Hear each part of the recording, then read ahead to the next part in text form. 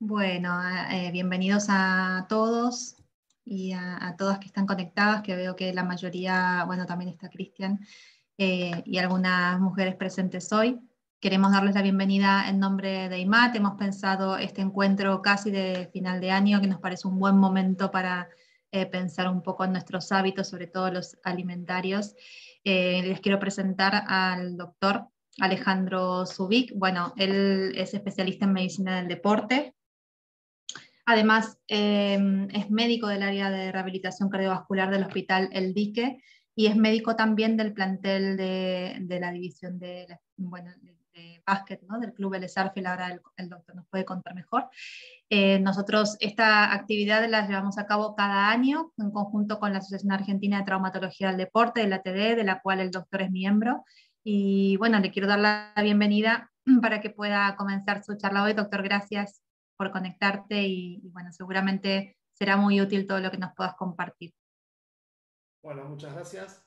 En primera instancia, un poco la situación de esta charla es generar el vínculo con el nutricionista entre el médico del deporte, pero que también, lógicamente, cuando un paciente presenta una problemática, un paciente, un atleta, un chico, hay otros componentes más que también están vinculados a este equipo multidisciplinario, fundamentalmente los preparadores físicos, los entrenadores y fundamentalmente los psicólogos.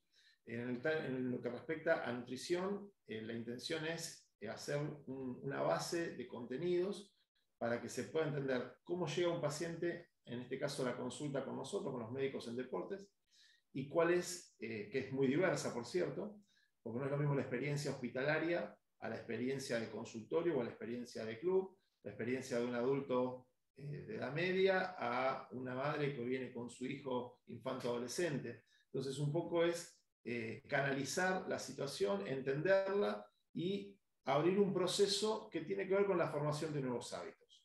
En primera instancia, lo que se suele hacer es una primera ficha médica previa. Como médicos, esto lo dice la Sociedad Argentina de Nutrición, la SAN, que el médico en términos de estos grupos tiene la potestad en algún sentido de todo lo que es órdenes médicas, pedidos de estudios, de relevamiento de otras enfermedades, como para poder hacer una comunicación precisa con cada uno de los actores.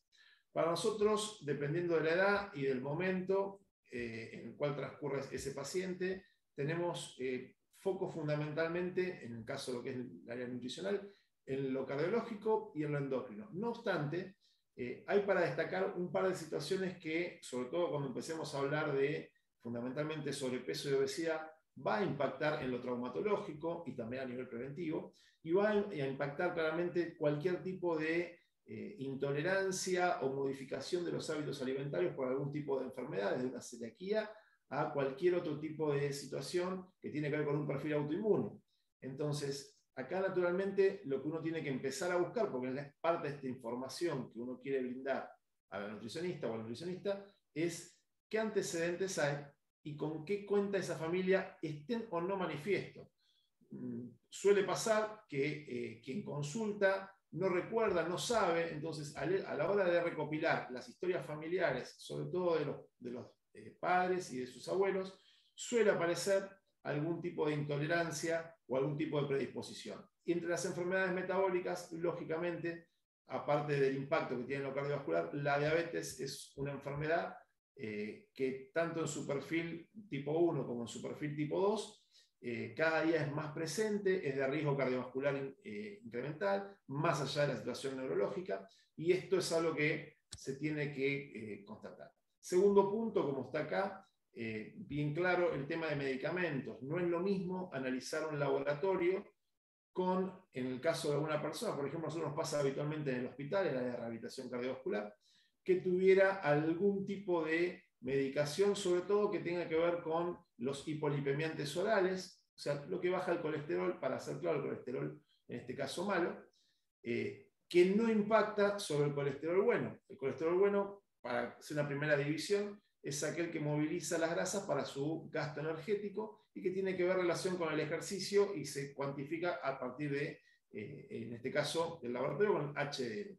Entonces, una persona que tome estatinas, por ejemplo, o cualquier otro hipolipemiante, va a tener un valor deseable de colesterol total, pero nosotros lo que vamos a estar mirando en ese laboratorio va a tener que ver más con, en este caso, el colesterol bueno, si está en un nivel óptimo, o sea, más de 50 miligramos por ciento, o en su defecto, si uno lo compara con lo que podemos encontrar, que después vamos a abordar un poquito más, en lo que es una glucemia glicosilada, un hepatograma, una cantidad de cosas que nos empieza a hablar un poco de ese perfil alimentario. La realidad es que alimentarse todos necesitamos y que también es parte de un foco de placer, es algo inmediato que uno tiene, comer nos da placer. Entonces, acá hay que tener en claro que esto, como después vamos a abordar en base a las leyes de alimentación de Pedro Escudero, es un punto que también tiene un componente que puede volverse adictivo.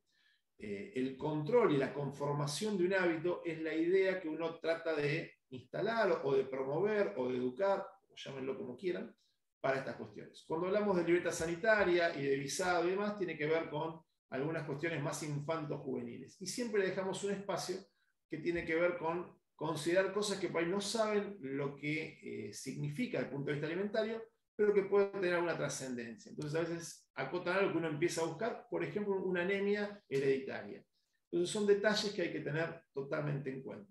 En esta historia clínica, nosotros, sobre todo en un grupo puntual, que es el infantil, nos valemos mucho por lo que es ciertas medidas que después las vamos a abordar, que tienen que ver con para establecer el crecimiento biológico más allá del cronológico, y ese crecimiento biológico tiene una aceleración en un determinado momento de la pubertad, o que inicia la pubertad, cerca de, en promedio, para las chicas un poquito antes, pero que está entre los 11 y 13 años, y en los chicos un poquito después, entre los 12, 13, 14 de pico de aceleración de crecimiento. Entonces, tener en claro cuándo es ese pico, quién es su madurez precoz, quién es su madurez tardío, nos da la pauta de si ese crecimiento, que es otro de los grandes públicos que nosotros solemos enfocar, tiene alguna modificación que no es deseada o que se estanca, o si hay una cuestión de peso, tiene que ver más con un deterioro hormonal o un vínculo que pueda tener con alguna situación que hoy lamentablemente los chicos afrontan distintos tipos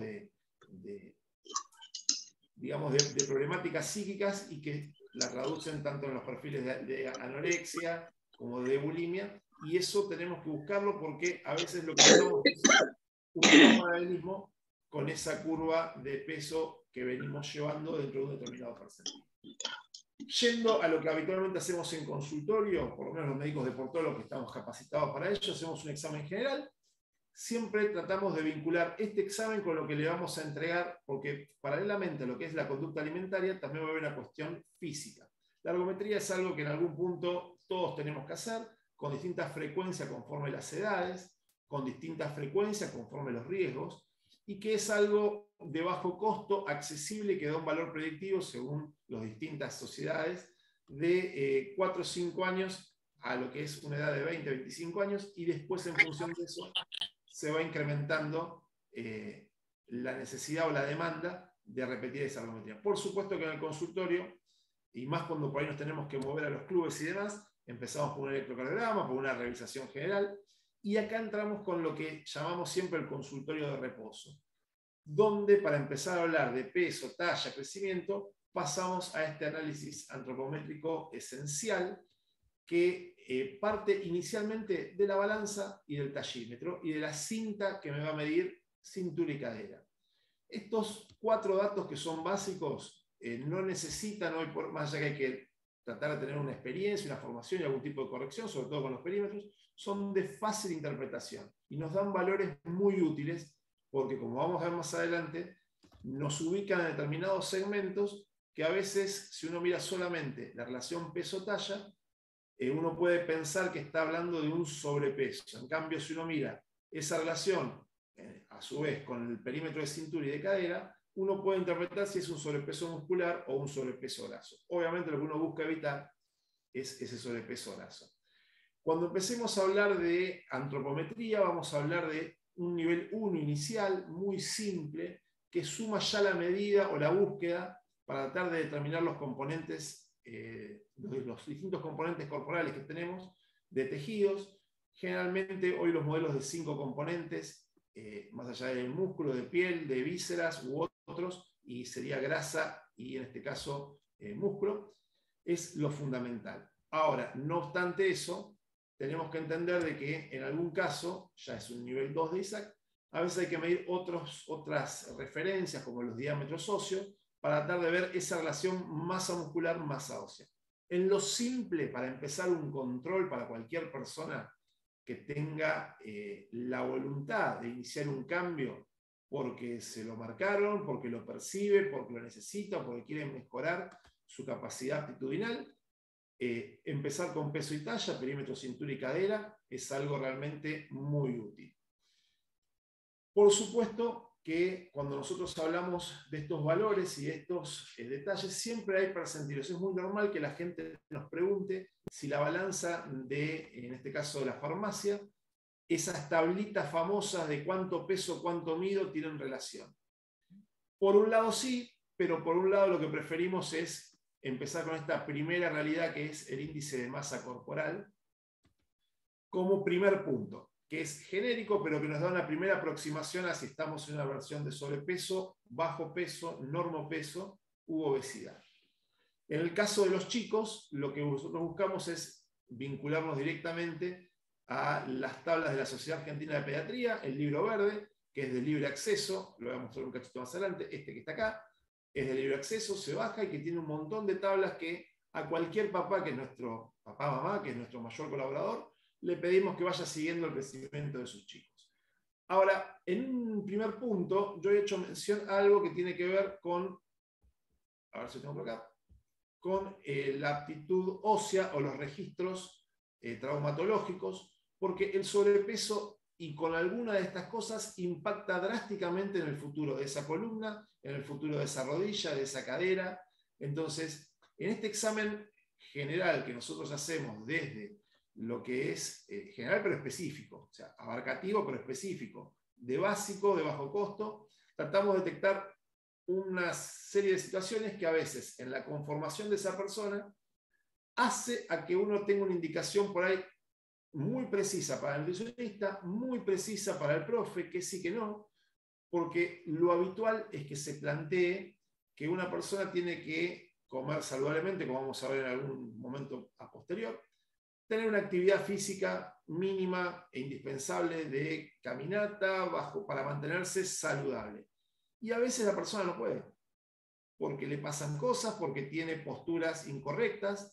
Entonces, todo este abordaje que nosotros hacemos en el consultorio, que va desde lo cardiovascular, lo antropométrico y lo traumatológico básico o postura, tiene una confluencia y un sincronismo para decir, bueno, al nutricionista le podemos pedir esto, al profe le podemos pedir esto, y si necesitamos derivar a especialistas por cuestiones que hemos detectado desde la consulta, desde el laboratorio que nos queda alguna duda, hacerlo con precisión.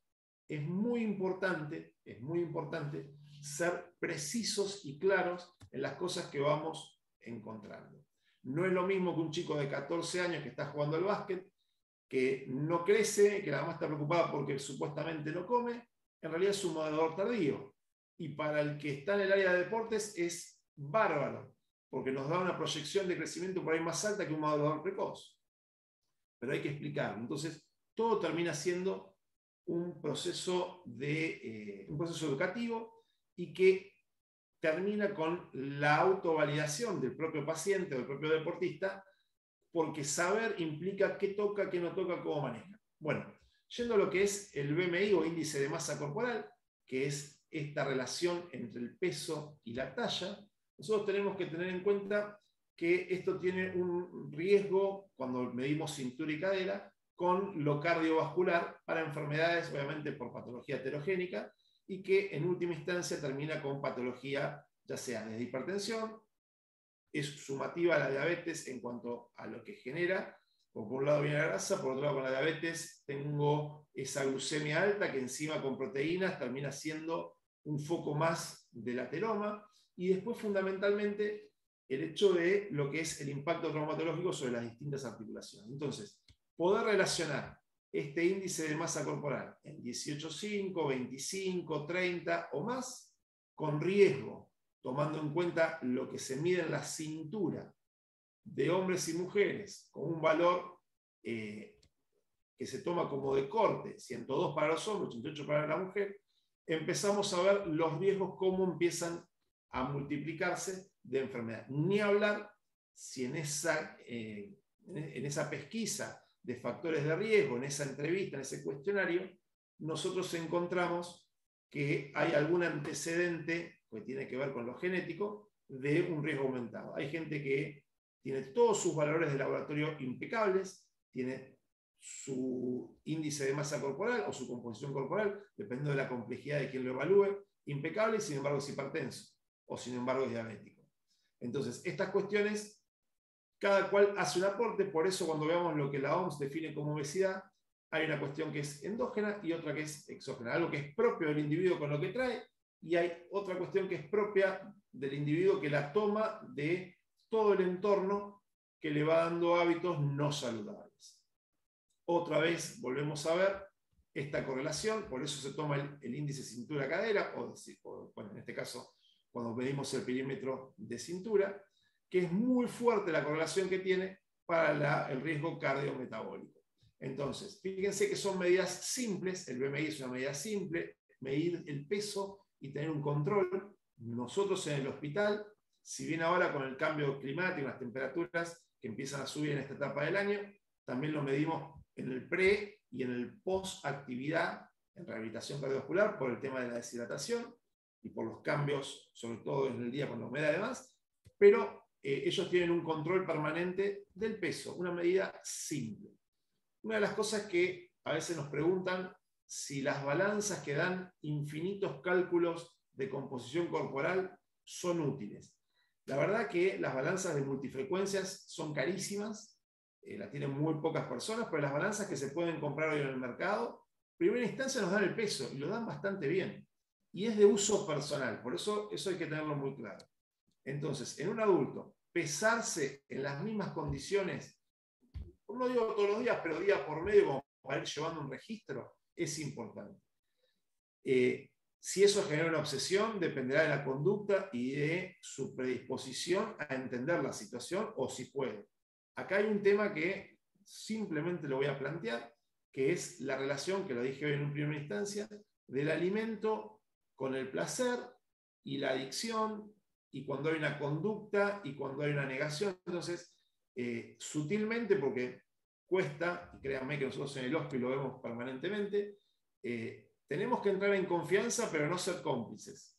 Entonces, marcar algunas cosas para con el paciente poder derivarlo, poder contenerlo, para que entienda que es un problema que ya lo hace parte del equipo profesional y que se pueda derivar, es fundamental.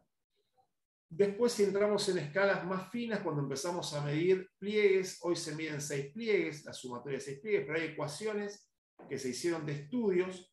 Los plicómetros, muestro un cachito, acá tengo uno que está validado. Los plicómetros, que son estos aparatitos, hay de distintas marcas, miden la grasa subcutánea. La grasa básicamente es esto que se puede hacer en un pliegue. Cuanto más distal es, más cerca de las manos o de los pies, más finito es. Pero cuando más cercano al tronco es, más grueso es. Entonces, estos pliegues se pinza, se toma y me da un registro, en este caso, de cuántos milímetros. Esos milímetros, sumando los 6 pliegues más importantes, nos va a dar una evolución, porque la grasa subcutánea es completamente predictiva de este descenso, cuando uno quiere empezar a ver si lo que pierde es agua, si lo que pierde es músculo o lo que pierde es grasa. Entonces, esto es algo para tener muy en cuenta. Las antropometrías, en algún caso la podemos hacer nosotros los médicos en deportes.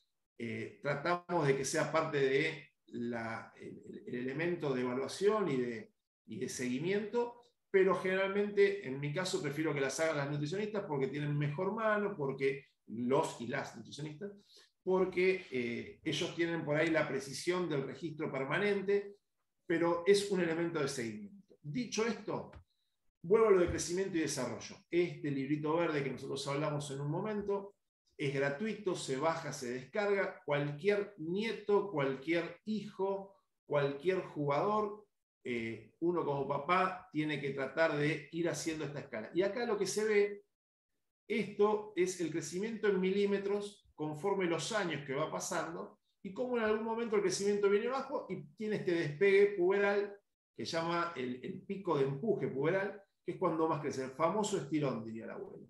Entonces, ¿qué es lo importante? Ir haciendo seguimientos de estatura, de peso, de índice de masa corporal permanentemente.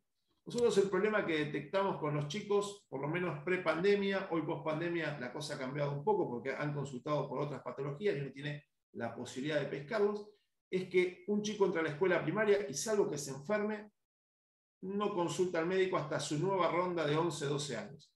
Entonces, tener este seguimiento de los chicos de cómo crecen y este primer punto de, bueno, lo voy marcando, lo voy pesando, voy viendo, es importantísimo. Y nosotros lo sugerimos a los propios papás que traten de, papás, abuelos, entrenadores, al menos 1 o 2 registros anuales tienen que tener. Bueno, en lo que respecta al ortopédico traumatológico, yo esto lo marco por una sola razón.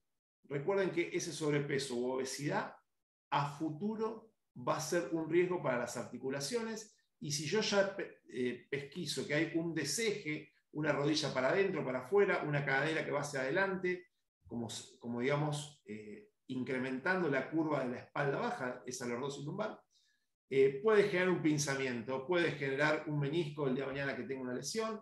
Entonces, todo esto también hay que contemplarlo. Simplemente por eso, esto ya lo había mostrado, pero tener estas referencias como parte del examen habitual del médico en deportes.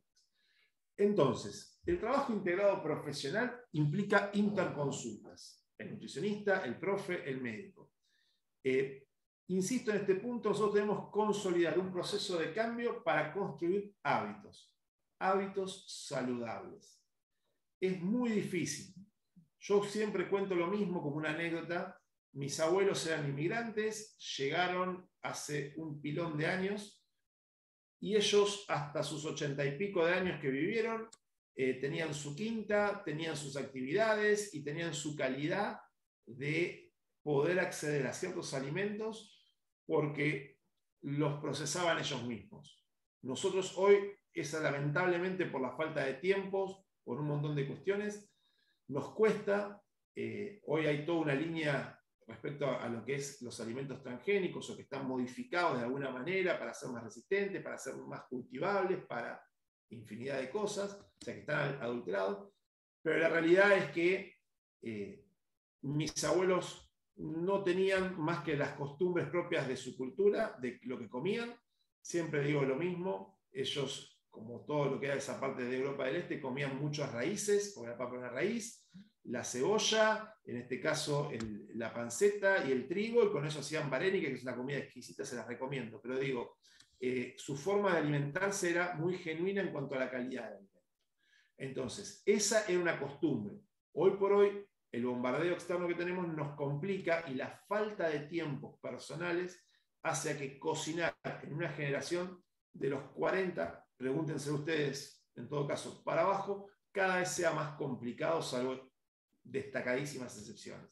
Entonces, para los que tienen mamá, para los que todavía tienen ese hábito de dedicarse a la cocina, es bárbaro, pero es algo que está cambiando. Entonces, por eso hablamos de, bueno, acá hay interconsultas. Yo como médico en deporte soy el primer eslabón de una cadena, de un grupo de gente que va a contener y va a modificar. Por supuesto, lo que charlábamos recién. ¿Cómo le derivo al nutricionista? Acá tenemos, por ejemplo, una medición de cintura-cadera, como para empezar a hablarle al paciente dónde está parado en el día hoy. Uno de los psicólogos del hospital nuestro siempre decía lo siguiente: el primer día no te lleva a donde vos querés, pero te saca de donde estás, porque empezás a ser consciente de lo que está pasando. Y nosotros tenemos no que dar órdenes, sino que ser contenedores como profesionales, tratar de guiarlos, marcar lo que haga falta marcar, pero sobre todo entender. Y pedirle a esos pacientes que vienen a nosotros, ya sea en el hospital, ya sea en el club, ya sea en el consultorio, que no solamente traten de modificar hábitos, sino darle herramientas, darle elementos. Es muy triste cuando uno ve que algún paciente va y saca una dieta de algún lado porque un profesional se la dio y es una hoja, y no se aborda el proceso. Nosotros por eso siempre a los Nutri le pedimos un laboratorio, le pedimos que vayan previamente para agilizar la consulta, porque también es un costo económico, que vayan con un recordatorio de al menos un día de lo que habitualmente ingiere, y con algún tipo de evaluación que nosotros podemos hacer básico como para que se empiece a entender. Pero digo, estos son los 3 perfiles que más consultan a los médicos en deportes y que más están consultando. Y una situación que se da entre este punto y este punto. El deportista máster, que es la persona que después de ciertas cuestiones de organización, después de los 50 años, empieza a participar, habiendo dejado, ya realizó parte de su actividad laboral, y ya no está igual.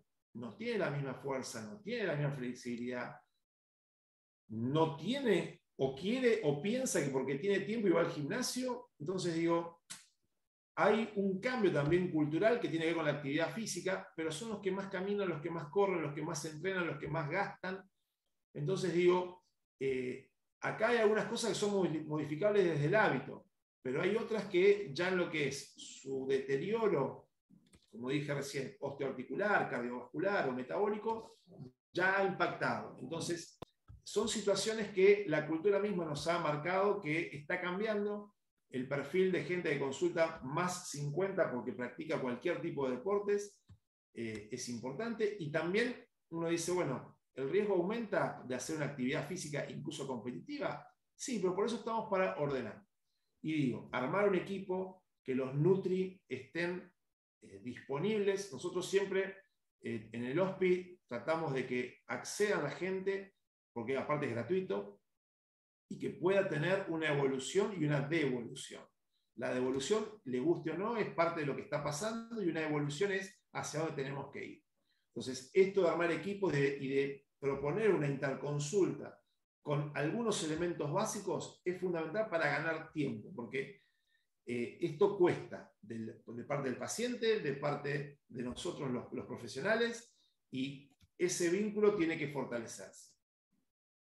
Pedro Escudero, el médico argentino que es el padre de la nutrición argentina, propuso una cantidad de cuestiones muy simples. Son 4 leyes básicas que tienen que ver con lo nutricional, que tienen que ver con cómo plantear estratégicamente desde lo simple, antes de llegar al nutricionista, algunas cuestiones que tienen que ver con lo que estamos ingiriendo y de qué manera.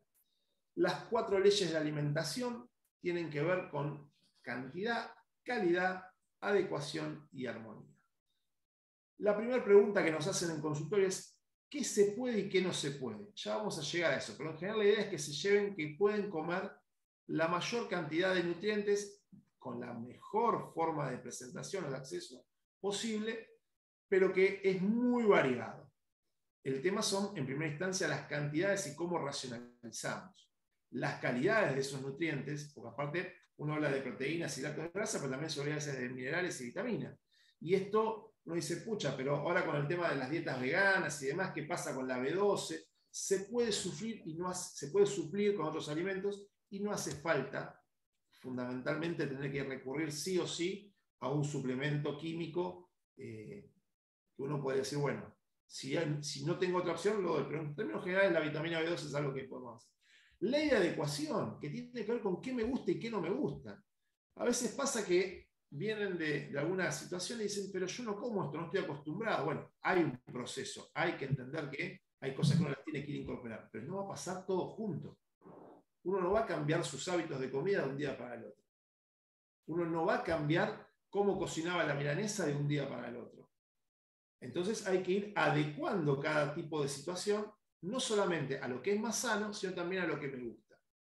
Y después la ley de armonía. Puedo comer de todo, pero en términos generales tratando de balancear. Acá tenemos, quiero mostrar esto, que es una propuesta de Harvard, de la Universidad de Harvard, que fue muy clara. Siempre dicen, bueno, acá tenemos el plato, cómo lo dividimos y qué tomamos y qué le agregamos y qué no. Entonces, fíjense el punto de las proteínas, que las carnes son esenciales, pero no es solamente carnes, porque también tenemos otro tipo de cosas que nos dan proteínas. Y esto es fundamental. Uno dice, bueno, pero es la milanesa de soja. Hay infinidad de cuestiones que proveen proteínas. Entonces, hay que tener en claro que este tipo de división general de verduras, ¿bien?, de cereales, de frutas y de proteínas saludables, nosotros las tenemos que poder ordenar de la mejor forma posible. Entonces, el pescado, los cortes magros es con poca grasa, en la medida adecuada es fundamental. Y no se olviden que uno tiene distintos momentos en el día, que ya vamos a llegar, que suele comer. Entonces, no es solamente, una de las preguntas clásicas que nosotros hacemos, voy un poquito para atrás, es básicamente si la gente tiene al menos 3 o 4 comidas en el día. Y a veces ni desayuna, pica algo al mediodía y a la noche es donde más tiempo tiene o más cansado llega y arrasa. Entonces, esto tiene que ver con estas primeras leyes, que es la armonía y la adecuación. Estas 4 leyes son en definitiva una misma. Siempre se dice que hay que desayunar como un rey y cenar como un mendigo, ¿no? Entonces, es difícil, pero por eso uno empieza a secuenciar en estas 4 ingestas más 2 colaciones, esa primera idea, 4 o 5 veces por día, comer algunas cuestiones. Bien, entonces nosotros lo que tenemos que ver, esto de la Sociedad Argentina de Nutrición, que está muy claro cuando habla de algunas cuestiones que son bien básicas, bien simples y de rápido entendimiento. Les vuelvo a insistir en un punto. No vamos a reemplazar en nuestra acción al nutricionista, pero es muy poco viable que toda la población acceda. Entonces, esta construcción de hábitos, sobre todo en chicos que dependen de un mayor que les haga la comida, tiene que ver con qué les ofrecemos y qué los acostumbramos a comer desde chicos. Cuanto más variado, mejor. El tema de las hojas verdes, las ensaladas, sí, perfecto. Los jugos cítricos, perfecto. Una de las cuestiones del jugo que tiene mucho azúcar, a veces es por ahí mejor hacerlo tipo licuado, como para tener un pequeño detalle. La naranja, por ejemplo, le saca 2 naranjas, que son 2 y no 4 para hacer un jugo de un vaso. Uno dice, bueno, estas 2 naranjas, le saco la cáscara, las licúo y queda esa fibra que me da todo el ollejo y demás. Pero, por ejemplo, las verduras de estación, las frutas de estación, si bien están caras hoy por hoy, pero bueno, es uno de los puntos fundamentales. Azúcares agregados, ¿cómo reemplazarlos? Y sí, va a costar que la persona cambie ese mate con azúcar por ese mate con miel. Y va a costar. O con un jugo de limón o un jugo de naranja agregado un poquito para endulzar. Sí, va a costar, pero es parte de lo que tenemos que ir haciendo. Y acá tenemos una cuestión que la vamos a abordar en particular, que es el omega 3, esa grasa que reemplaza a las grasas malas, digamos. Entonces, acá tenemos que ver esto, lo vamos a abordar un cachito, y que no solamente está en el pescado. Entonces, a estas recomendaciones abordamos sí esta idea clara, que tiene que ver, como vimos, con lo endocrino, por la diabetes, con lo cardiovascular, por todo lo que es hipertensión, enfermedad isquémica, etcétera, etcétera, y con lo traumatológico, por el sobrepeso y los distintos daños que generan las articulaciones, que la obesidad es una enfermedad claramente, sin lugar a duda, que tiene que ver con el exceso de almacenamiento de grasa y que tiene que ver, por un lado, con el genotipo, que es lo que recibimos, y el medio ambiente. Digo, hay gente que es flaca, que tiene un índice de masa corporal, para hablarlo simple, que es súper adecuado, que tiene un perfil ectomórfico o lineal, pero tiene antecedentes de que en la familia había diabetes tipo 1 y va a ser diabético. Entonces, lamentablemente hay cosas, o hipertenso. Eso es lo genotípico. Ahora, el medio ambiente es parte de los hábitos y lo que tenemos que tratar de modificar. Por eso, sobre todo en diabetes, a nosotros nos cuesta muchísimo. La gente que empezó de más joven en general, la generación que tuvo que hacer un tránsito y se acostumbró y que está con su insulina y que tiene muy claro hasta cuánto dosifica esa bebida que va a tomar o ese jugo que va a tomar pre o post entrenamiento, ya lo construyó. El problema es la gente que en esa diabetes tipo 2, y sobre todo en los chicos, que son, uno dice, ¿cómo diabetes 2 en chicos? Sí, lo hay ya. Esto está en la Sociedad Argentina de Pediatría, han hecho una exposición clarísima al respecto, y más post pandemia, pero bueno. Entonces, esto es un problema. Precisamente, esto tiene que ver que no alcanza solamente con la terapia de reemplazo de insulina, o sea, de asistencia con insulina o con hipoglucemiantes orales, sino que es fundamental incorporar el cambio de hábito alimentario. Esto es bien de los mismos. Fíjense, esto es, para que quede claro, es una posición intersocietaria, o sea, todas las sociedades, por algo que parezca tan simple, lo han manifestado claramente y de forma contundente. Si ustedes entran en la página de la Sociedad Argentina de Nutrición, van a ver todos sus 6 posicionamientos que tienen con distintas situaciones, que es muy claro. En la Sociedad Argentina de Pediatría pueden acceder a la información que tiene que ver con crecimiento y desarrollo y las recomendaciones para la obesidad infantil. O sea, información hay. Hay que empezar a entender que hay que hacerse el tiempo, que la salud es un valor que uno pone en juego y que no tiene, en este caso, una segunda vuelta. Lo que gasta y lo que rompe difícilmente se recupera de la misma forma. Puede minimizar ese riesgo, pero tiene que entender, y más con el COVID que todavía, o el post-COVID, hay muchos estudios que están en desarrollo de las consecuencias, no las más evidentes, sino las que son subliminales. Muchos hemos sido declarados hipertensos, habiendo sido hipotensos hace un año atrás. Entonces digo, hay situaciones que cambian y que tienen que ver con esto. Entonces digo, no descartemos este tema de informarnos, de educarnos, de entender. Esto ya lo habíamos planteado, fíjense lo que esto está es de libre acceso, y vamos un poco a las propuestas concretas que queremos plantear claramente. Cambiar las frituras, las antiguas frituras, por una comida más al horno, con un poquito de aceite, encima aceite de buena calidad, es fundamental. Todo lo que es procesado, tratar de limitarlo, ¿bien? Sobre todo a la hora de los fiambres, de cómo uno lo está acostumbrado, tratar de elegirlos de buena calidad, los más magros, ¿bien? Bueno, obviamente cremas y mantecas, que es tan rico, pero que bueno, y vuelvo a insistir en este punto. Nosotros entendemos claramente que comer es un hábito placentero. Entonces, amerita. El problema no es si como o no como un helado. El problema es cuándo, cuánto y con qué voracidad, y si lo disfruto y si suma o no suma. Entonces, estas son cuestiones que tienen que ver con esas famosas 4 leyes que planteé, que lo planteó en realidad Pedro Escudero, de hace tanto tiempo, y que tienen que ver con la armonía, la cantidad, la calidad y cómo hacerlo de una manera habitual. Bueno, obviamente frutas y verduras, legumbres. Pero fíjense esto que es quizá uno de los puntos más complejos por donde estamos nosotros. Si uno está bien en Japón, esto sería habitual. Pero el hecho de comer pescado 3-5 veces, con todo lo que incomoda comer el pescado, además, es fundamental. ¿Por qué? Porque es una de esas fuentes de omega 3.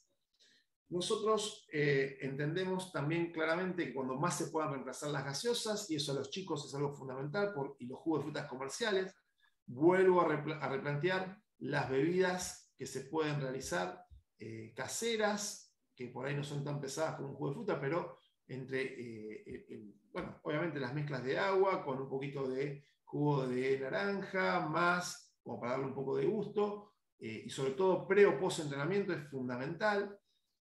Y esto, bueno, no es un poquito sí. Todo lo que es estas cosas dulces, que es una conducta habitual, si tomo, y yo compro chocolate semi-amargo al 70% o amargo, al 70% de cacao. Sí, pero si come un cachito es una cosa, si se come toda la tabla es otra. Entonces digo, esta es la cuestión fundamental.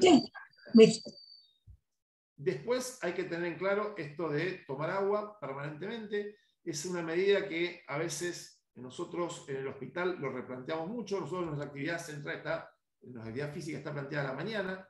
Le decimos a todos los pacientes, invierno, verano más, obviamente, pero que en invierno inclusive traigan sus botellas de agua, que tomen permanentemente, que controlen esto, que controlen incluso más allá de que en la mayor parte de los casos toman diuréticos, porque esto es algo fundamental.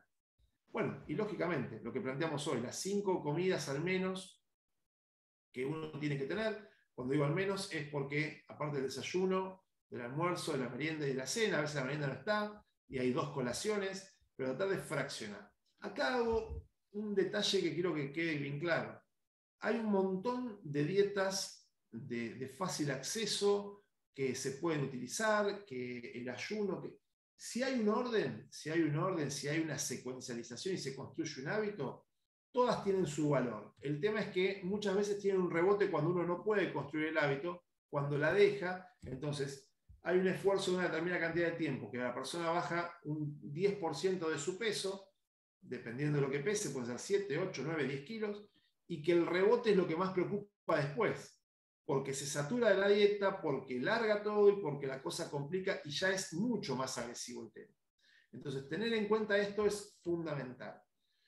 Entonces, vuelvo a lo mismo, la calidad, ese plato dividido en 4, más el agua, más estas diversificaciones en el día son fundamentales. Bueno, hablamos de 2 puntos, el ácido fólico por un lado y por otro, o la vitamina B12, y por otro lado lo que tiene que ver con, en este caso, el omega 3. Nosotros tenemos que tener en claro que no es fácil pedirlo, pesquisarlo, por eso cuando hablamos del laboratorio muchas veces buscamos una anemia, a ver qué está pasando, si hay una anemia o no, si le tengo que decir al Nutri, mira, acá estamos con un hematocrito bajo, o sea, con glóbulos rojos bajos, o con un nivel, o con un tipo de glóbulo rojo que es chiquitito, porque a veces puede faltar hierro, esos son déficits que se pueden suplementar fácilmente. El tema es detectarlos. Entonces, ¿cuándo se empieza a complicar la cosa? Cuando empiezan a haber estas cuestiones de o dietas, o modas, o cambios abruptos, o estados puntuales, como pueden ser en la mujer el embarazo, o su estado menstrual cotidiano. Entonces digo, tener en cuenta si hay una anemia, a qué contextualizarla. Ahora, suponiendo que fuera por una anemia ferropénica, por déficit de B12 y demás, hay que tenerlo claro. No siempre es necesario suplementar con la vitamina a modo exógeno. Sí hay que tener claro que estos son los primeros valores o los primeros detalles que uno tiene que prestar atención, más allá del laboratorio, y que hay cierto tipo de ingestas que favorecen su acumulación normal. Pero muchos de estos cambios hoy lo estamos viendo y no siempre tienen que ver. Ahora, cuando se empiezan a dar 3, 4 cambios juntos y el laboratorio por ahí no es concluyente, lo repetimos y ahí sí vamos a pedir el dosaje de la vitamina. El ácido fólico, ¿dónde lo podemos encontrar? En todas las verduras de hoja verde. Rúcula, espinaca, lechuga, selga, perejil, es lo más habitual. En los cítricos, en la banana, el melón, bueno, un poco lo que está acá, ¿no? Fíjense las almendras, las semillas, está. Entonces, hay que tenerlo claro que las estrategias de los Nutri, por eso yo siempre insisto, nosotros orientamos, pero es trabajo específico del nutricionista cuando la persona se decide entablar un cambio, a organizar y hacer operativa las posibilidades que tiene cada paciente, cada deportista, cada chico, o la combinación de cualquiera de esos 3 polos. Finalmente llegamos al omega 3. Este tipo de grasa poliinsaturada necesaria para reforzar el sistema nervioso y sistema cardiovascular. Acá la joda es distinta, perdón, acá el problema es distinto, que no lo produce el organismo en términos generales y hay que consumirlo. Entonces, tengan presente esto que tiene que ver con los pescados, ¿sí? Sobre todo con ciertos aceites y sobre todo con las famosas semillas de chía y con las nueces. Esto hay que incorporarlo, hay que tenerlo presente en la dieta. Entonces, acá lo que tenemos que ver es esta posibilidad de, como dijimos al principio, y sobre todo el tipo de pescado, bien, poder ponerlo sistemáticamente todas las semanas, al menos 1 o 2 veces en la dieta. Finalmente, me voy a un lado más al mío, al del deportista, y digo, ¿qué quiere decir todo esto? Cuando yo evalúo a los chicos en esa etapa de crecimiento y desarrollo, cuando evalúo a los chicos que están haciendo algún deporte, que trato de contextualizar, no solamente en qué momento de crecimiento están, sino si están con algún déficit o alguna alteración del peso, conforme a su altura, su estructura, tenemos algunas evaluaciones que nos permiten, porque ¿qué pasa? La mamá a veces me dice, ya está para ir al gimnasio, y le tengo que dar un suplemento de proteínas con el tarro que le dan al gimnasio a un chico que por ahí todavía no completó su maduración.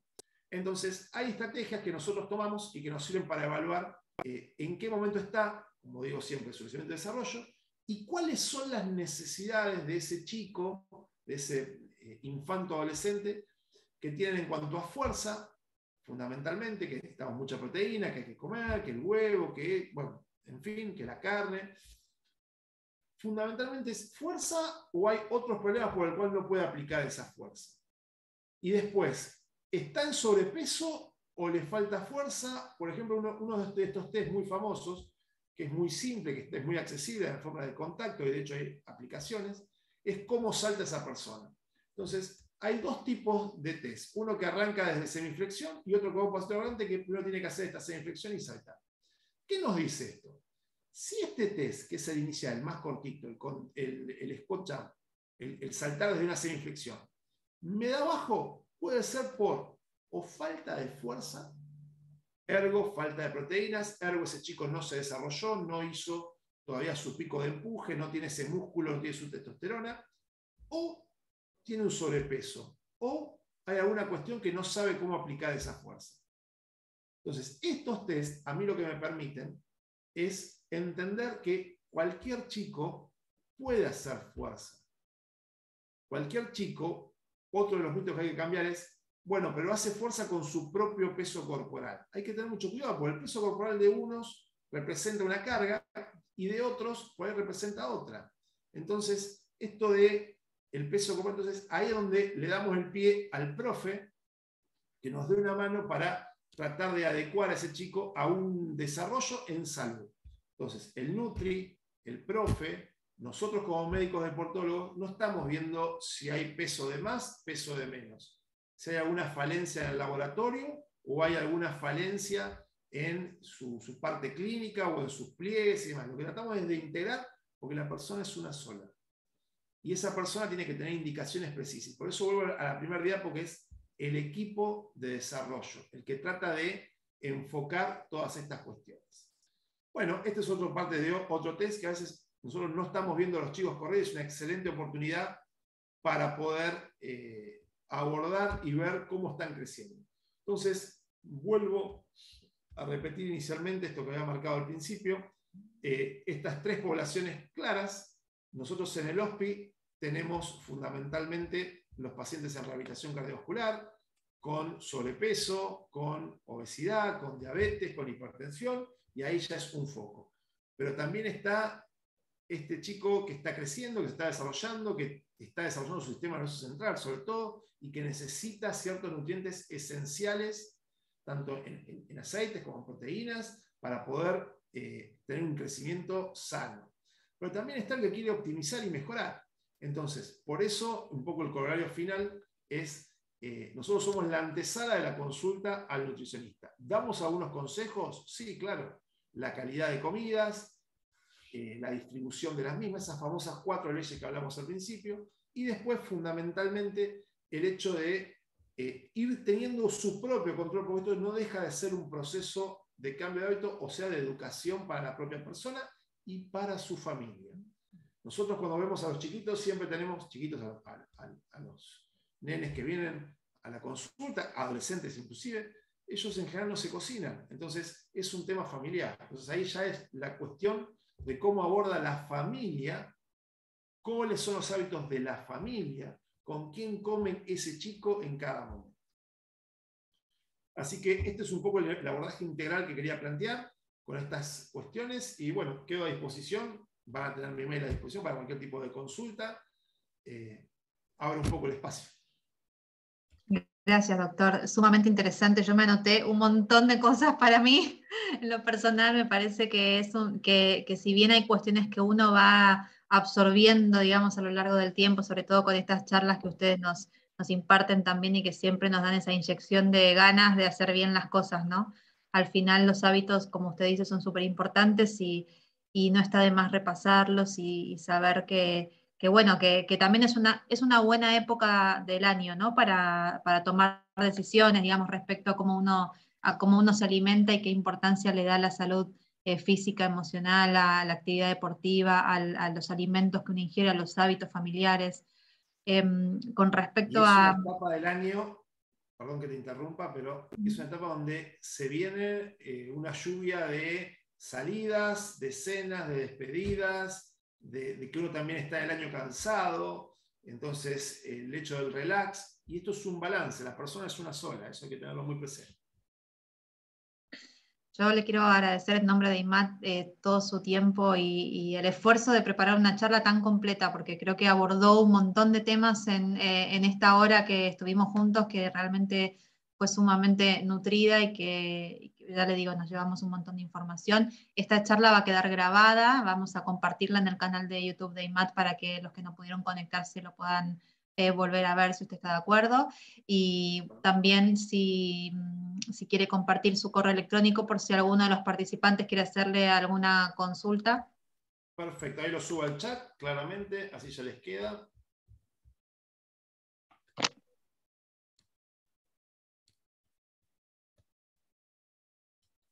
Es mi nombre y apellido completo, así que bienvenido sea, y si lo canalizan a través de IMAT o de la ATD y me lo quieren transmitir, no hay ningún problema. Por Bien. supuesto que agradecemos también a la ATD, la Asociación Argentina de Traumatología del Deporte, que nos apoya en estas actividades que hacemos anualmente. Y a usted, doctor, muchísimas gracias por su tiempo, y a los que se han conectado también. Un placer encontrarnos hoy. Bueno, nos veremos en otra oportunidad. Muchas gracias a todos, saludos cordiales. Buenas tardes a todos. Muchas gracias.